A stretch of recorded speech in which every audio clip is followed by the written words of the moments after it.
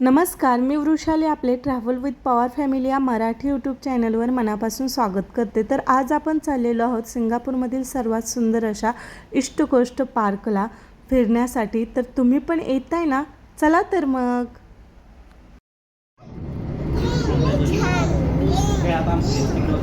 काय छान आहे। तर ईस्ट कोस्ट पार्कपर्यंत पोहोचण्यासाठी आम्हाला अर्धा तास बसचा प्रवास आणि 2 किलोमीटर पायी प्रवास करावा लागला। तर हा पायी प्रवास करत असताना मस्त असं मला फुलांची झाडे दिसली, सो त्यातलं एक मी झाड तुम्हाला दाखवते।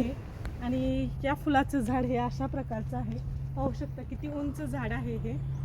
फुलं तर खूप छान आहे, झूम करावं, ब्युटिफुल।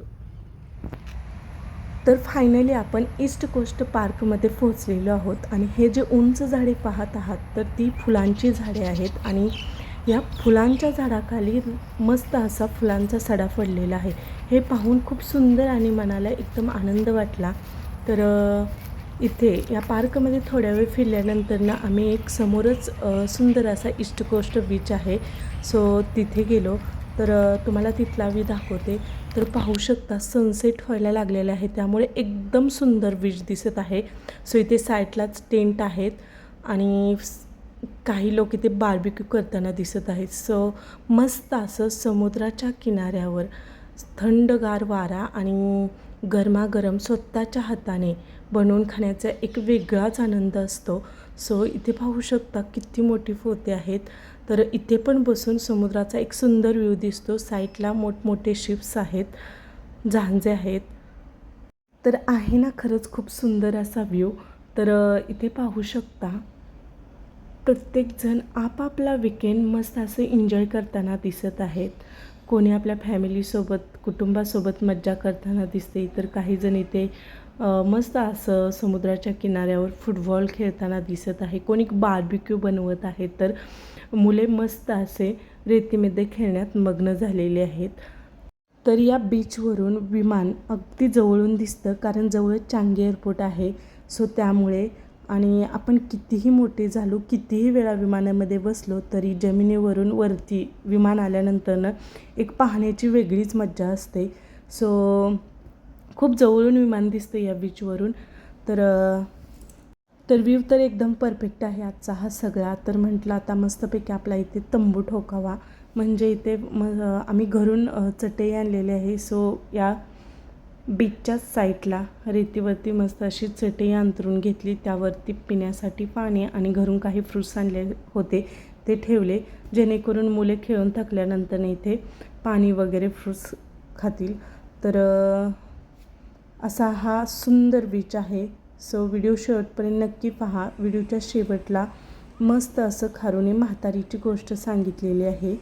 तर समुद्र किनाऱ्यावर उभं राहिलं की मन अगदी शांत होतं। समोर पसरलेला अथांग समुद्र आणि किनाऱ्यावर अलगद येणाऱ्या लाटा पाहताना एक खूप छान वाटत होतं। थंड वारा, लाटांचा आवाज आणि आजूबाजूला खेळणारी मुले, हा सगळा माहोल खूप सुंदर होता। बीचवर अनेक कुटुंबे पिकनिकसाठी आली होती। काहीजण टेंट लावून बसले होते, तर काहीजण बार्बिक्यू करत होते। मुलांसाठी तर बीच म्हणजे जणू खेळाचा स्वर्गच। माझीही मुले मस्तपैकी रेतीमध्ये खेळत होती, किल्ले बनवत होती आणि लाटांबरोबर पळत होती। संध्याकाळ होत आली तसं आकाशात सुंदर रंग दिसायला लागले आणि सूर्य हळूहळू समुद्राच्या मागे मावळत होता। तो सनसेट पाहताना खरंच खूप सुंदर आणि शांत वाटत होतं आणि वरून प्रत्येक 2 मिनिटांनी विमान सिंगापूर एअरपोर्टवर लँड होताना दिसत होते, त्यामुळे तो अनुभव अजूनच खास वाटत होता।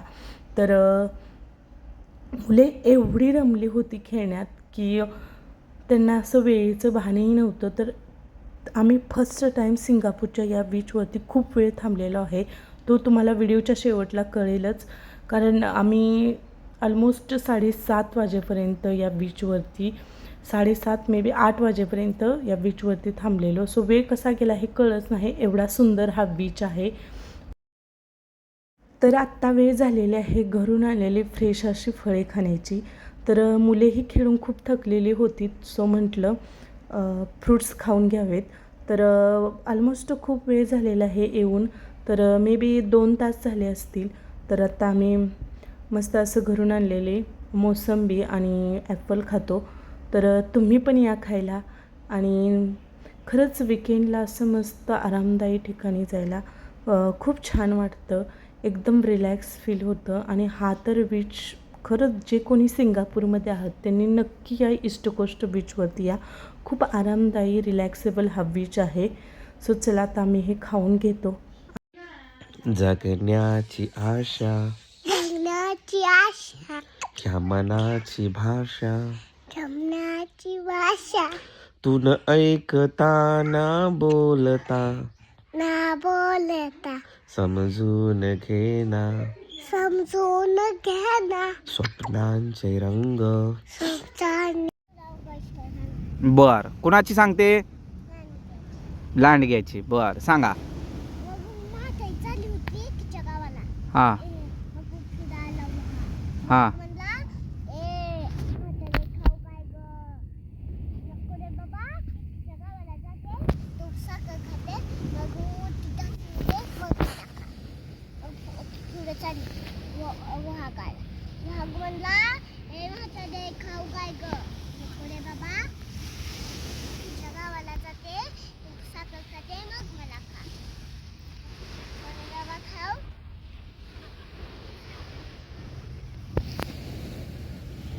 मग पुढे चालली कोला म्हणला म्हातारी खाऊ काय कर नको रे बाबा मी तुझ्या गावाला जाते तू साखर खाते मग मला खा चालली तिच्या गावाला मोठीला ठुकली मग इकडलं मागितलं भोपळा भोपळ्या बसली त्यांना भोपळ्यात म्हातारी गायली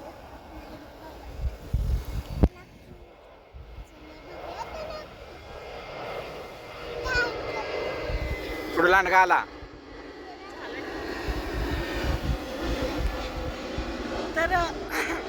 तर अशी ही खारूची गोष्ट आहे.